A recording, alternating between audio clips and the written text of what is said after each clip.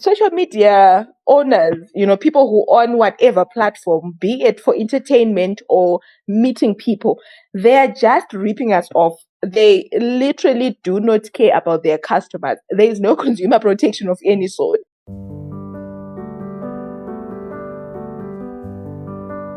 Good evening, good afternoon, good morning to everyone, depending with where you're tuning in from. It's a beautiful Sunday, and today I'm with Christine for our weekly podcast show, Africa Aisha, where we talk about all things African. Last week we spoke about domestic violence during COVID-19, and we welcome all the engagements that we get from you guys. So today we've got quite a very different topic, I must say, from the usual, because I think this goes beyond African problems or trying to come up with African solutions. So we're going to be talking about online dating in this age. This being necessitated by I don't know if it's a documentary or movie that Netflix recently put up online, Tinder Swindler. And I think Christine had the benefit of watching it, so she'll probably give us just a short rundown of what happened. But the idea for this podcast really is to talk about online dating, especially for professionals. So maybe to paint a perfect picture for everyone, Christine, before I do that, rather, can you just say hi, and then we can paint the picture, and then you talk about the movie or the series or the documentary, and then we get into the discussion. Hi everyone, and thanks Chido for this introduction. Yes, indeed, it's going to be an interesting topic tonight. Chido, I'll let you take it away from here. So after hearing the buzz about Tinder Swindler, Christine, which I haven't watched, by the way, I had to think really deep about online dating and, as a professional, right? Mm-hmm. And I had to be very practical about it. So I look at my life. I have got I hate to call it an 8 to 5 job, because we all know that it's not, right? So from Monday to Friday, I dedicate from 5 a.m. to 10 p.m., all those hours to the work that I do. And on weekends, sometimes I'm working, right? And I also have obligations with Africa Aisha. I have to be at church. I have to do a lot of other things. I have family to visit. So the question becomes, at what point do I meet a person? Do I meet a potential partner? Do I meet my husband to be, right? So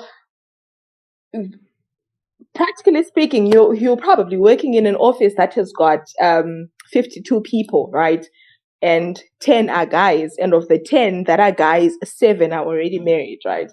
And then you've got a pool of probably 10 girls who are not married. And obviously, we all know that relationships at the workplace do not go as planned, right? So you stay in a secluded suburb. You can't meet guys out there. You don't have the time, actually. There is no time for professionals to be meeting.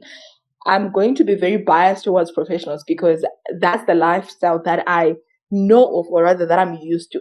So I wouldn't blame somebody if they decide to try online dating, because it then makes the job easier, right? Instead of you trying to go to the club or wherever that you think you can find a guy, you can just click when you're probably, having your lunch at work, or you're probably at home and you're trying to sleep. You decide to swipe left or right, depending with whatever that you're doing and whatever platform that you're on, right?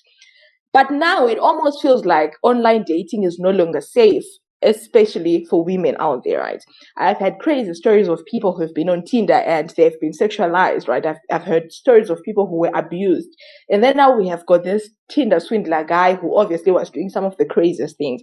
So the question becomes, what then becomes the safe options for professionals out there to actually meet, connect, and probably get married, right?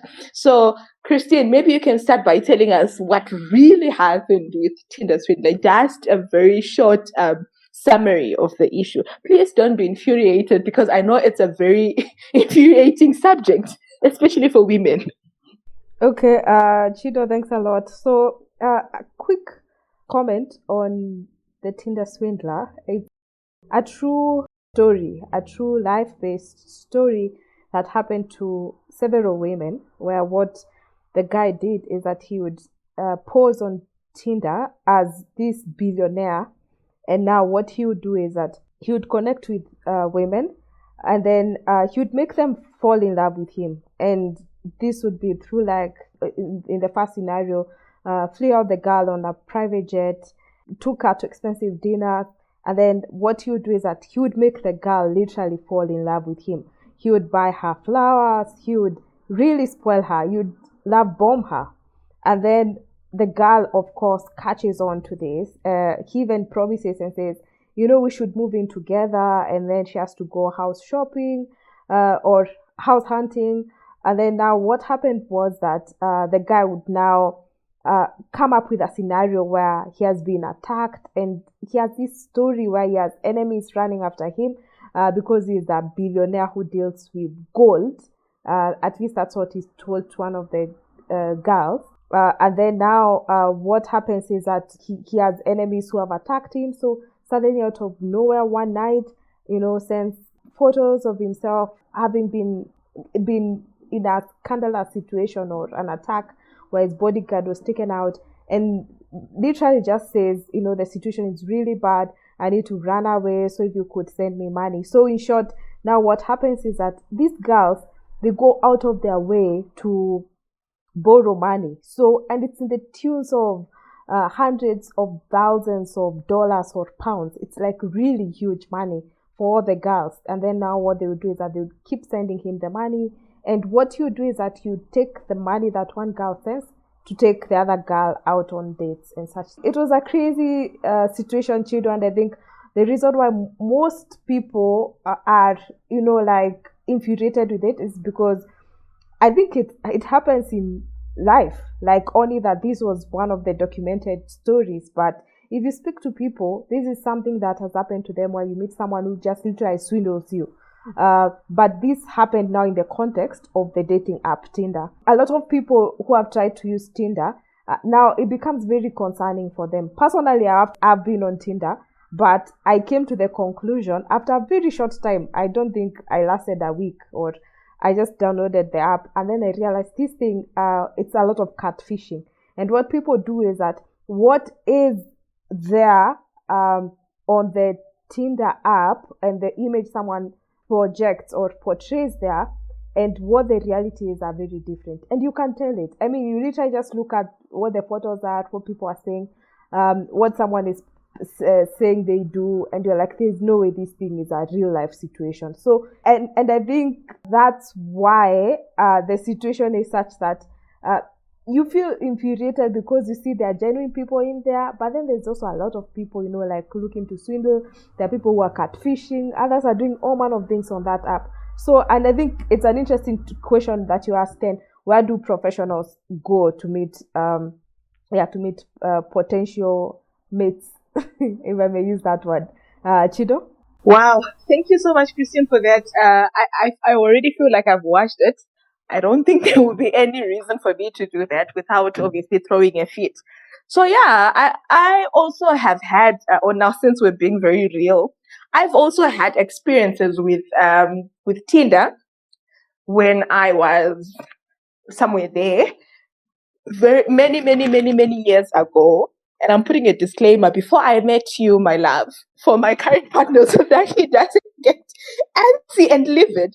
But yeah, I was on Tinder, and I must say that my experience was far from pleasant. So after that, I obviously had to ask around and, have conversations with my friends who have also tried this online dating thing. And it seems we all shared the same particular problem with Tinder, that it just became, a very toxic place to be. And I'm not surprised that they had to come up with this documentary, or rather a real life story about a guy who was was swindling women, because I think quite a lot of that happened and people don't talk about it. I remember coming across not a notification, rather a post on Twitter. This other girl was talking about how she had sent money to this guy they met on Tinder, and the guy then just bounced off, right? So there are quite a lot of people who sort of resonate with this story, although I have personally have not lost any money to anyone, but it has all been about, I think, misplaced priorities, if I could say that. You go on a dating site, right? Even if it's a Christian dating site, you're hoping to meet a stable person, right? You go on a couple of dates, see if you guys are compatible, and have a beautiful story. It might necessarily not lead into marriage, but you get what I mean. You get to meet good people. But I feel like all that has been marred in a way that it just becomes a hookup site, right? So it almost feels like it's a place where you go if you want to commit all these other heinous crimes, and or if you want to get a quick fix. So it almost I actually think that there are regular people who benefit off Tinder, or these are the date. I'm going to single out Tinder. And sort of prey on those other women that they perceive to be new, right? So if you're new to this dating, well, you obviously create your profile, you're hopeful, you're optimistic, you're looking for a person, and then the first 5 6 guys that you meet is the same models of operant. Like, they are just doing the same thing. They want to hook up, they want to disappear, they want to get money out of it, they want to do all these other things. I've heard stories of people who have had who had to invite Tinder people over, and they were robbed. You understand? Like, what's happening? What's happening? I become very much frustrated because I'm thinking of people who are so busy, right? And you can't go to the supermarket to wait there instead waiting for a guy to say hi to you, right? You are not going for enough business dinners and breakfasts to meet people. And I think COVID has actually made it even worse because we were in lockdown for the past 2 3 years, right? So obviously online dating becomes the quickest thing, the easiest thing to do. But I mean, if people are now getting to experience these funny stories, I wonder. It's like we moved from the stigma of online dating. You know, the stigma that used to be associated with online dating, right? Or online dating. You understand that if you would tell people that I'm on an online dating site in 2015 thereabout, people would look at you funny, right? But now it's becoming your hookah street, a brothel of some sort. I don't understand, Christian. Yeah, Chido, I agree. And I remember sometimes looking at some of the profiles and thinking to myself, how does someone have the courage to put a photo of themselves with their full face right there and say such things? You know, like I'm like, yeah, this is a lot, hey? But just to say, it's also, I think, a few things that you said, especially like the stigma around it. I think also it's the whole thing about technology, the fourth industrial revolution, and people embracing the digital world. And you see such a thing as someone going through the same thing on Tinder in the UK. The same thing is happening to someone in Nigeria. The same thing is happening to someone in South Africa, in Kenya. You realize, like, and how even the shared experiences from this one app, we all almost have a script where we are reading from. And watching that documentary, I look at it and I'm very familiar with what happens on Tinder, and I can see how it happens, yeah? So that it's no longer stories that are removed out there that you hear. You know, this is something that happens in the UK and the US. I mean, it's no, really. It's something that happens like right in your doorstep, which I find it's really amazing. Like when you think about it in terms of like the digital and the technology kind of thing. But then also, Chido, as you say, maybe it's time for possibly a professional kind of dating place. But thing is that human beings being human beings, even on that site where you say, you know, you have to be a professional person, you know, like a sort of like a LinkedIn page for dating, you'll find swindlers there, because you see someone who just needs to, like, which is the danger of the digital side also, is that you can portray an image of yourself that's not true. You can, the same way on Instagram, you can take photos of yourself looking all fancy and all these things happening, but no one knows what is your worth. No one knows how you woke up that morning. No one even knows where you live. You can go to a restaurant and always make sure, you know, you take all nice photos, and let's not even mention the filters that you can apply to those photos to look amazing. So that now when you think about it, Chido, it's like, on one hand, it's like a real global village where even you can't even start speaking about the stigma around it, because it's almost has been embraced, but also at the same time you look at it as something that has also created this avenue for people who are really horrible to gain access to people who are so removed from such horrible behavior. Like it's literally staggering when you think about it, because there's an innocent person out here who cannot even fathom that this guy, like the one who is swindling people in this way, even exists right out there in the UK. And also, Chido, the other thing to say is that, like, this guy, he wasn't only conning women in one country; he was doing it across Europe. In fact, he's not even. Wow. Yeah. Oh, wow. His business, he had a conglomerate. It was an international business. It was Chido, and it wasn't. So you can't say it's possibly that it could even be millions of other girls who have experienced, not well millions, but many more girls who have experienced what this guy did, and they could be anywhere. They could be in South Africa, they could be in Nigeria, they could be anywhere, because the guy literally was flying private jets across, like across Norway to the UK, to Amsterdam, to literally anywhere. Like, the girls who are conned are not from one country. He himself is from Israel. So I'm literally telling you, Chido, it's this global village when you think about it. That someone needs to even actually pay attention to what's happening in the UK in such a thing, because it could very easily be happening to someone in Namibia by the same person as the perpetrator. Like, that's the crazy thing about this. That's very true, Christine. I think you said something about having an online dating site for professionals, right? More like LinkedIn, right? And I would ordinarily, I would be inclined to agree with you, right? So if you check most of the social media platforms that we have currently, LinkedIn seems to be for sane professional people, right? People go there to post their professional achievements, to connect on a professional level. It's completely different from Facebook or Instagram or Twitter, right? You obviously are inclined to take somebody you virtually meet on LinkedIn seriously. But have you noticed what has been happening with LinkedIn lately? Where people are all of a sudden posting semi-nude pictures, right? Or in the name of, I want to thank God so much I got a job. And in my mind, I'm thinking, fine, you got a job and we celebrate. But at what point is your picture telling us about the job? You understand? And I've had experiences with LinkedIn where people sent connection requests, right? And I accepted.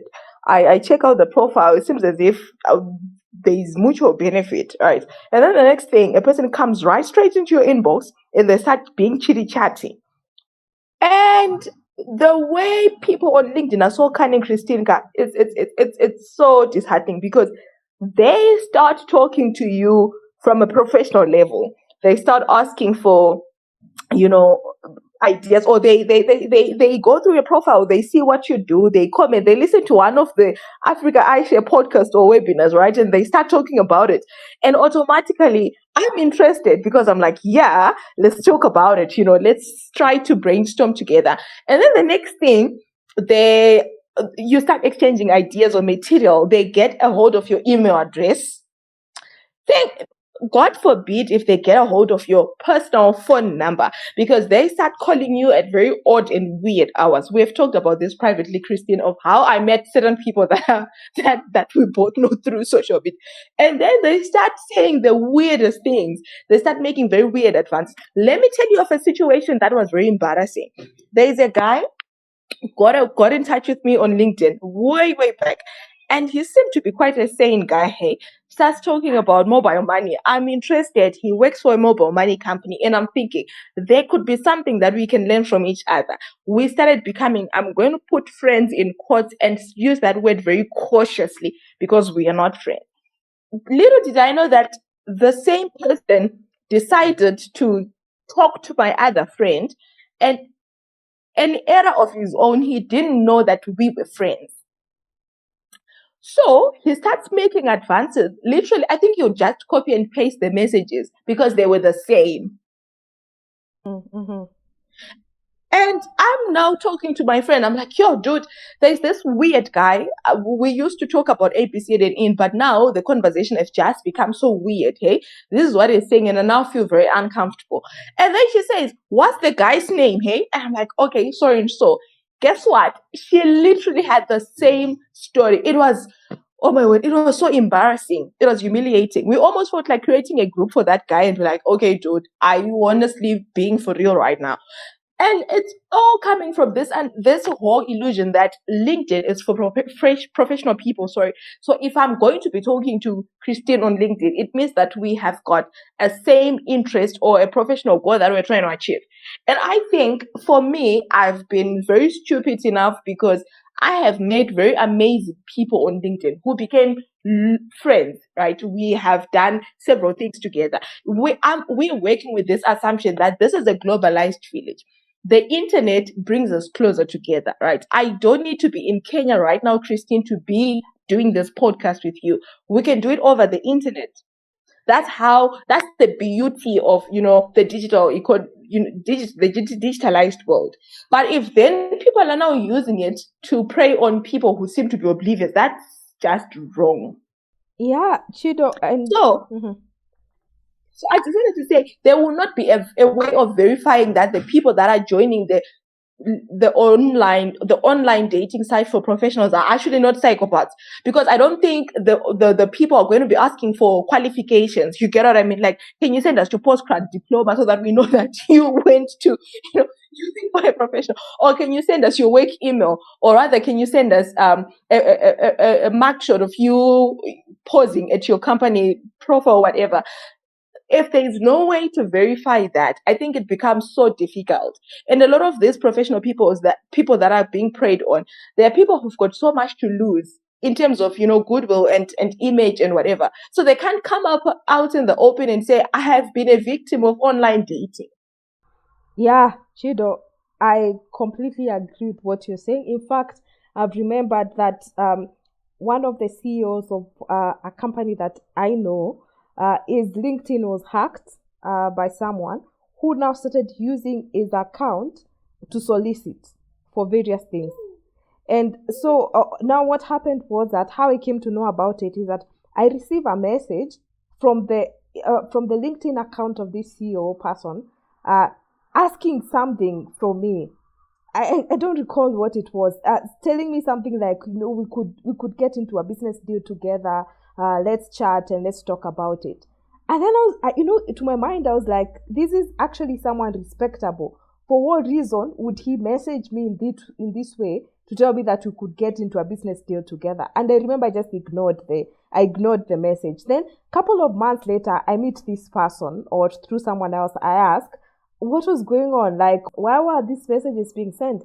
And then the person was so embarrassed, and they said their LinkedIn account was hacked and someone started soliciting. In fact, I think I received the list of the requests, the list of the worst requests that this person who had hacked the LinkedIn account was making. But Chido, thing is that I think the message is that it doesn't matter which account it is, even if it was like an online app that only admitted professionals, someone can hack onto that account and do these sort of things and literally just, like swindle you, like out empty to nothing, But then also at the same time, I've remembered that my Tinder experiences, now if I may speak about it, with someone messages me and tells me that I need to send them my LinkedIn profile so they can verify that I'm a legit person.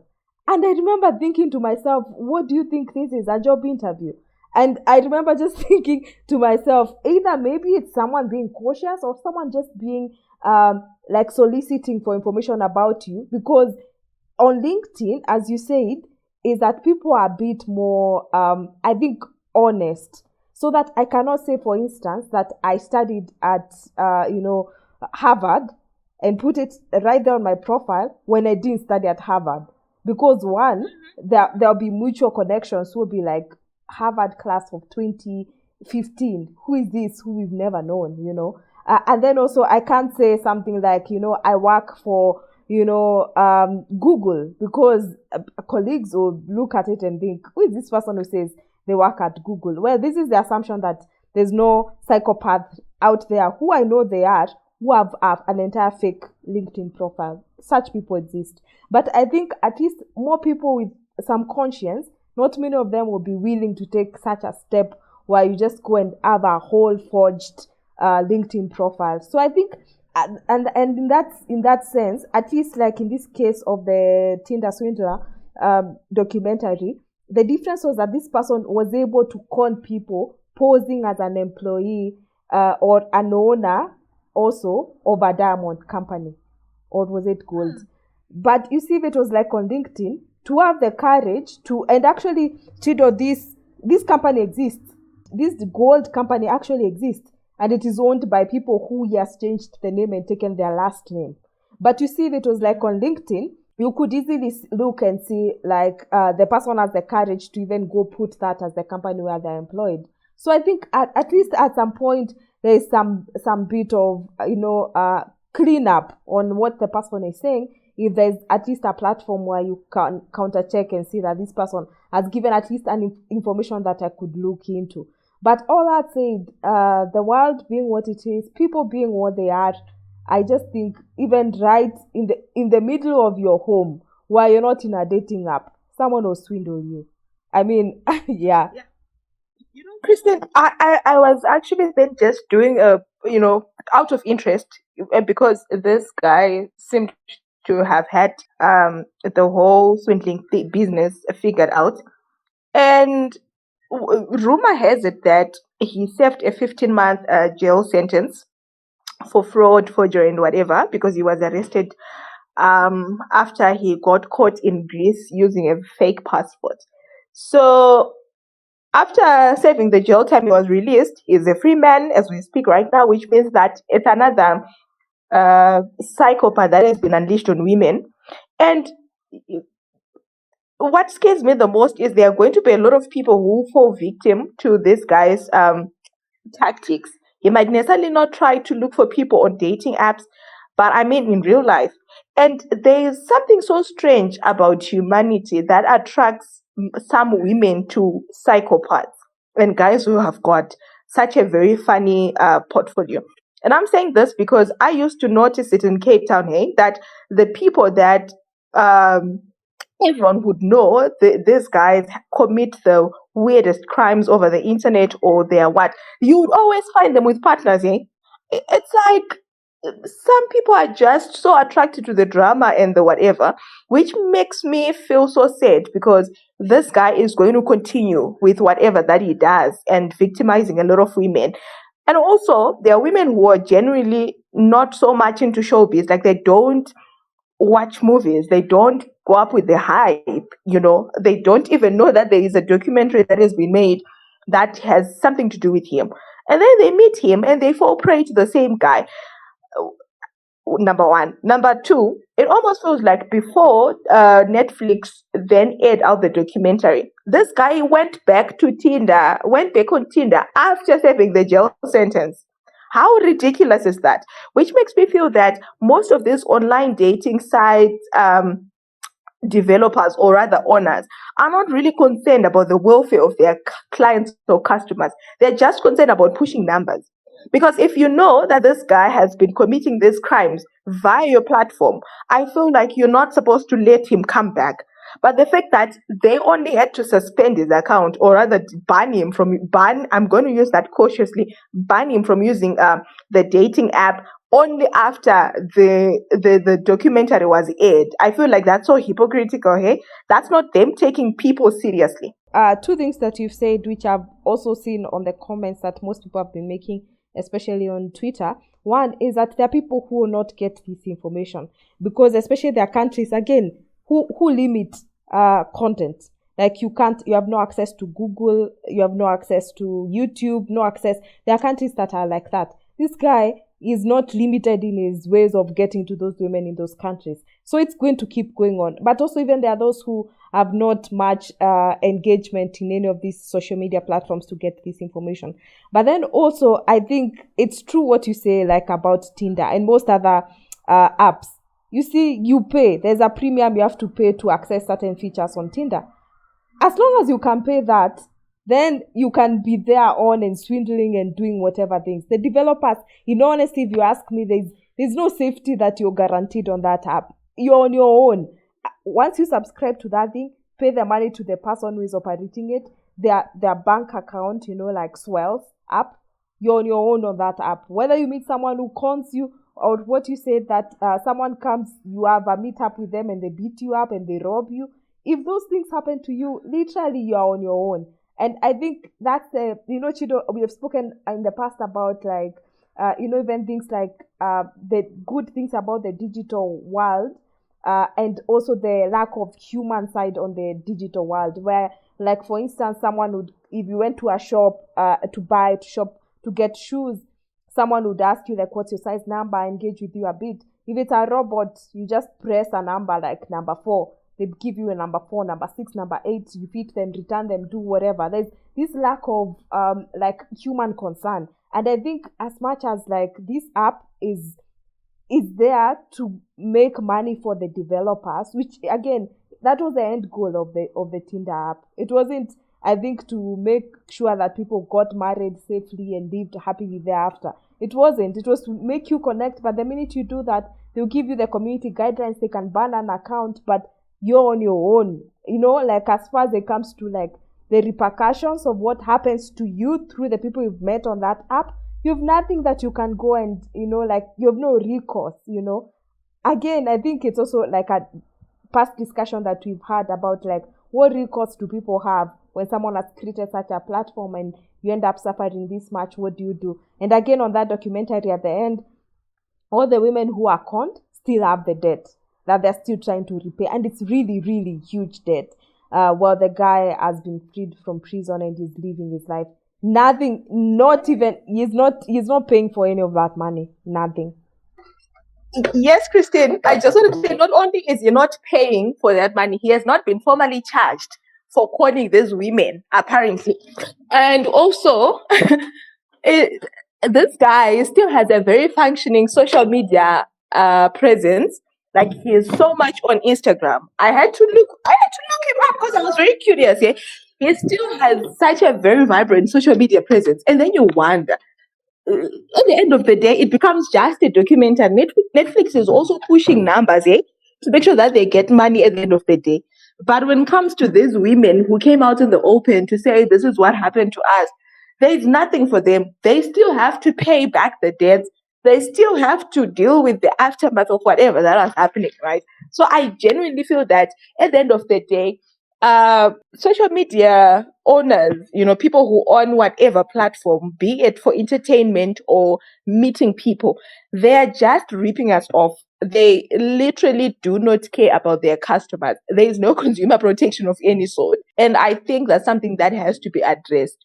No one cares. Chido, it's all about pushing numbers. I agree. I mean, not even Netflix, no one. I mean, it's only that you get that information, digest it, use it however. And it's normally where I see the hypocrisy where someone, Twitter or another app just goes and decides that now it has these guidelines where if you speak about religious beliefs, they go ban you and tell you that you're causing mental harm to someone else. I'm like, you're kidding, right? Because the people, if you want to protect your consumers of the content, if really that's what you're trying to do, you think the person who is putting this thing is worse than someone who is swindling other people, where even Tinder should be one of the people who is bringing a claim against this person. Leave alone, like for misusing their platform, like for instance, say we want a claim for damages for you coming onto our platform and causing harm. Because again, I even wonder how this is going to affect, like the image of Tinder. And this reminds me also, it was a common thing when I was in Cape Town. There was the taxis, like either Uber or Bolt, that I would ever have to use. I decided I would never use Bolt. And I think it's just, all over in different countries, because the drivers there, you complain something that happened, no one ever even takes it up. At the end of the day, you realize safety when it comes to these things is really my business. It's no one's business. As long as Bolt is getting its cut from this thing, they really don't care about my safety. Chido, I could go on and on about this, but if you could make maybe your closing remarks, those are mine. Okay, thank you so much, Christine, for such insightful closing remarks. And you mentioned Uber, and I thought like we could go on and talk for literally the next 10 hours complaining about how these online service providers are genuinely not on the lookout for their customers. And I think we need to start thinking around ways to make sure that they are also held accountable, because there are a lot of things that are happening online and there's no adequate consumer protection. And it all comes back to this whole concept that nobody has figured out as yet how to actually regulate these online service providers. It's still a conversation that's ongoing. And I feel that when these things start happening, this is when our policymakers actually have to open up their eyes and ears and start scratching their heads to think around, regularizing these services. Because honestly, it's going to continue and continue. And I'm thinking now that with the way that digitalization is rapidly growing and being adopted worldwide, and the technologies themselves being continuously developed and I would say upgraded, policy is still going to be behind. Regulation is still going to be left behind. So right now, we all need to be putting together our minds to say, how do we deal with this? How do we make sure that people are actually held accountable for their actions online, using whatever online platform that may be? And if the owner of the online platform decides not to do anything about a complaint that would have been made, a genuine and legitimate complaint that obviously harms society like this one, then they also have to be sanctioned. They also have to be on the receiving end of whatever penalty that governments decide to give. Those are my closing remarks. But I know that it's very controversial and a lot of people will not agree with me, especially in the tech space. But I think at the end of the day, whatever product that you give to people, as long as consumers are not protected, then that product doesn't deserve to be out there. That's my thinking. Chido, if I may make a last remark from what you just said, because you see, most apps will tell you they have community guidelines, and they say that it's for them to enforce those community guidelines. It's not for like the courts. It's not like you can have a recourse where there's a law, the same way there's a criminal law for battery or bodily harm. There should be a law for something like abuse of an online platform that was provided to you on this date. And that's a criminal case that could be opened against you for that. But if you ask for most of these apps, what they'll tell you is that they have their community guidelines. And in that way, if we are honest about what the situation is, that the digital apps and the developers of these things, they're the ones who control what happens to us or not. It's really because if you decide not to ban someone or you just decide to suspend their account, that's just about it. No other recourse can a person have. Chido, I think that's it for me. Thank you so much, Christine. Thank you guys for listening through. We value your feedback. Please let us know what you think when it comes to this issue. I understand it's quite a very sore subject and we can have very, varying and conflicting ideas or solutions, but let's keep the space, engaging. Let's talk about it and see how best this can be remedied as a problem. But for today, thank you so much. It's been a lovely time, obviously emotionally reeling, but still a lovely time. Thank you, Christian, for taking part in today's session and being open about your experiences. Goodbye. Thanks, Chido.